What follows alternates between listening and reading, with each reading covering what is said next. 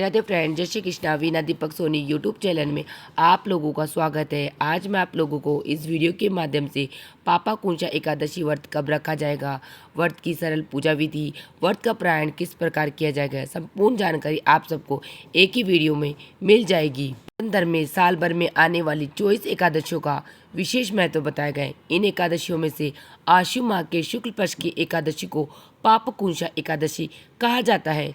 मान्यता के अनुसार इस दिन भगवान विष्णु की आराधना करने से साधक के सभी पापों से मुक्ति मिलती है और जीवन में सुख शांति तथा समृद्धि बनी रहती है। मैं आप लोगों को बताती हूँ, आश्विन माह के शुक्ल पक्ष की एकादशी तिथि 2 अक्टूबर शाम 7:10 से शुरू होकर 3 अक्टूबर को शाम 6:32 पर रहेगी। ऐसे में पापकुंशा एकादशी व्रत 3 अक्टूबर को रखा जाएगा। अब मैं आपको पापकुंशा एकादशी व्रत की सरल पूजा विधि बताती हूँ। तो सर्वप्रथम हम एक चौकी लेंगे।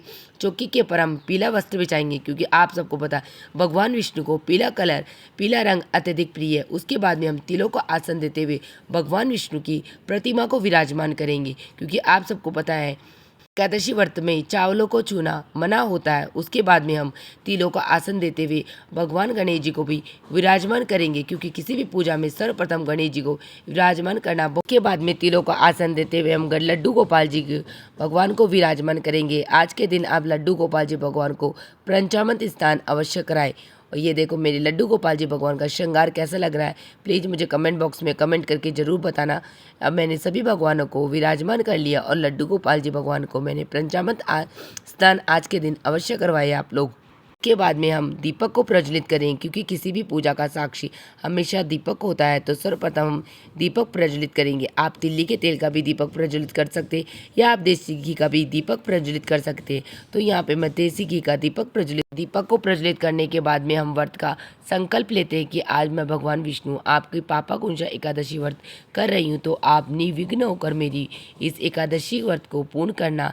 इस प्रकार संकल्प लेने के बाद में सर्वप्रथम हम भाव रूपी जल से सभी को स्नान कर लड्डू गोपाल जी भगवान को पंचामृत स्नान पहले ही करवा दिया। अब भाव रूपी गणेश जी भगवान, विष्णु भगवान और सभी को मैं शुद्ध जल से स्नान करा दूंगी। स्नान कराने के बाद में सर्वप्रथम हम मोली रूपी वस्त्र कलावा अर्पित करेंगे। अगर आप लोगों के पास जनेऊ नहीं हो तो आप मोली रूपी कलावा भी अर्पित कर सकते हैं। उसके बाद में भगवान विष्णु को भी मोली रूपी कलावा अर्पित करेंगे। और भगवान लड्डू गोपाल कान्हा जी को तो मैंने पहले ही सुंदर सा श्रृंगार करके विराजमान कर दिया, फिर भी उन्हें भी मोली रूपी कलावा अर्पित करेंगे। अगर आप लोगों के पास जनेऊ हो तो आप जनेऊ अर्पित कर देना।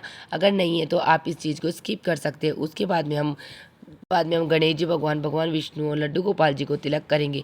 तो गणेश जी भगवान को और भगवान विष्णु को हल्दी और चंदन से हम तिलक करेंगे, क्योंकि आप सबको पता है गणेश जी भगवान और भगवान विष्णु को हल्दी और चंदन का तिलक अत्यधिक प्रिय है। उसके बाद में वही तिलक हम लड्डू गोपाल जी भगवान और प्रतिमा में विराजमान सभी देवी देवताओं को हम हल्दी और चंदन का तिलक करेंगे। और जहाँ पे माता रानी है वहाँ कुमकुम का तिलक और लगा देंगे। इस प्रकार हम सभी भगवानों को चंदन और हल्दी का तिलक लगा देंगे। अब मैं सभी भगवानों को तिल अर्पित करूंगी, क्योंकि आप सबको पता एकादशी व्रत पे चावलों को चूना मना होता है, इसीलिए हम सफ़ेद तिल का काम में लेंगे। तो मैंने गणेश जी भगवान को, भगवान विष्णु को, प्रतिमा में विराजमान सभी देवताओं को तिल अर्पित किए और भगवान लड्डू गोपाल जी को भी मैंने तिल अर्पित कर दी है।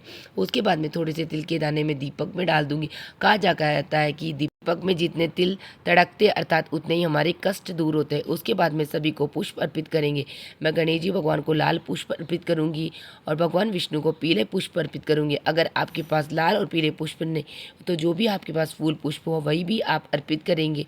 तो आप सभी इस पर गणेश जी भगवान विष्णु, लड्डू गोपाल सभी को उनके मन पसंदा फूल अर्पित कर दिए। अगर आप लोगों के पास फूल पुष्प नहीं हो तो आप भी बगैर फूल पुष्प की भी पूजा कर सकते हैं। फूल पुष्प अर्पित करने के बाद में अब भगवान गणेश जी और भगवान विष्णु को हम भोग अर्पित करेंगे। तो आप सबको बता भगवान विष्णु को मैं यहाँ तुलसी पत्र अर्पित कर रही हूँ, क्योंकि भगवान विष्णु को तुलसी पत्र अत्यधिक प्रिय है। तो भगवान विष्णु को तुलसी पत्र अर्पित करने के बाद में मैं गणेश जी भगवान को भोग अर्पित करूंगी। तो यहाँ पर मैं केले का भोग अर्पित करूंगी। तो भगवान विष्णु और गणेश जी भगवान का मैं भोग अलग अलग रखूंगी, क्योंकि आप सबको पता है गणेश जी भगवान को तुलसी पत्र नहीं चढ़ता और भगवान विष्णु तुलसी पत्र के बिना भोग ग्रहण नहीं करते हैं। तो मैंने यहाँ पर विष्णु भगवान को विष्णु और लड्डू गोपाल भगवान जी को तुलसी पत्र रख के भोग अर्पित किया। अब मैं भगवान को पंचामृत पंचामृत का भोग अर्पित करूंगा। कहा जाता है कि पापा पूर्णिमा एकादशी व्रत पर अगर हम भगवान को पंचामृत का भोग लगाते हैं तो अनजाने में हमसे जो भी पाप गलतियां हो गई वह सब भी दूर हो जाएगी। तो अब मैं भगवान को भोग अर्पित करने के बाद धूप जला के धूप दिखाऊंगी, क्योंकि धूप भगवान को अत्यधिक प्रिय होती है। धूप दिखाने के बाद में हम पापा पूर्णिमा एकादशी व्रत की कथा कहानी सुनेंगे। तो अगर मैं यहाँ पर कहानी आप सबको सुनाती तो कहानी से वीडियो लंबा हो जाता है, इसीलिए मैं कहानी का वीडियो अलग अलग से डाल दूंगी। अब यहाँ पर हम भगवान को कुछ दक्षिणा अर्पित करेंगे। आप अपनी श्रद्धा के अनुसार 11, 21, 51, 101 रख सकते हैं दक्षिणा अर्पित करके। अगर भगवान विष्णु, गणेश जी भगवान, अगर मेरी पूजा पाठ में कोई कमी या गलती हो तो उसके लिए आप मुझे माफ़ कर देना। अब हम पापा पूर्णिमा एकादशी व्रत की कथा कहानी सुनेंगे। कहानी सुनने से पहले एक लोटा जल ले लेंगे। अब हम हाथ में थोड़े से फूल और तिल के दाने लेकर पापा पूर्णिमा एकादशी व्रत की कथा कहानी सुनेंगे। कहानी का वीडियो मैं अलग से आप लोगों के डाल दूंगी। कहानी सुनने के बाद में जो फूल और पुष्प बने, ये फूल तो हम विष्णु भगवान को अर्पित कर देंगे और ये तिल के दाने हैं, ये हमारे लोटे के में डाल के हम सूर्य भगवान को अर्घ दे देंगे। इस प्रकार ये लोटा हम यहाँ से उठा लेंगे। अब हमें आरती करनी है। आप आरती इस दीपक से भी कर सकते हो और अलग से दीपक प्रज्वलित करके भी आरती कर सकते हो। तो मैंने यहाँ पर अलग से दीपक प्रज्वलित कर लिया। अब हम सर्वप्रथम गणेश जी भगवान की आरती करेंगे। जय गणेश जय गणेश। उसके बाद में हम भगवान विष्णु की आरती बड़ी श्रद्धा, निष्ठा और प्रेम के साथ करेंगे। भगवान विष्णु की आरती करने के बाद में हम लड्डू गोपाल जी भगवान की भी आरती कर लेंगे। आरती करने के बाद में हम थोड़ा सा जल लेकर हाथ में हमारी चौकी के ऊपर से 2 बार घुमा देंगे और इस प्रकार हम आचमन कर लेंगे। और उसके बाद में हाथ जोड़कर भगवान गणेश जी और भगवान विष्णु से प्रार्थना करेंगे, अगर मेरी पूजा पाठ में कोई कमी या गलती हो गई और उसके लिए आप मुझे माफ़ कर देना। क्योंकि इस प्रकार आचमन नहीं किया जाता तो कहा जाता है कि हमारी पूरी पूजा का फल इंद्रदेव ले जाते हैं, क्योंकि इंद्रदेव को हत्या का पाप लगा हुआ। उसके बाद में जो हमने ये चौकी लगाई ये यथावती रहेगी। शाम के समय जब हम इस चौकी पर दीपक लगाकर भगवान को भोग अर्पित करके हम फिर उसके बाद में भोग ग्रहण करेंगे। और व्रत का प्रायण हमेशा द्वादशी तिथि को किया जाता है। तो मैं प्रायण का शुभ समय आप सबको बताती हूँ। एकादशी व्रत का प्रायण द्वादशी तिथि पर किया जाता है। पापा पूर्णिमा एकादशी व्रत प्रायण करने का मुहूर्त 4 अक्टूबर को सुबह 6:16 से सुबह 8:37 तक रहेगा। इस दौरान किसी भी समय व्रत का प्रायण किया जा सकता है। ये सर्वोत्तम समय जब आप एकादशी व्रत का प्रायण कर सकते हैं। अब मैं आप लोगों को बताती हूँ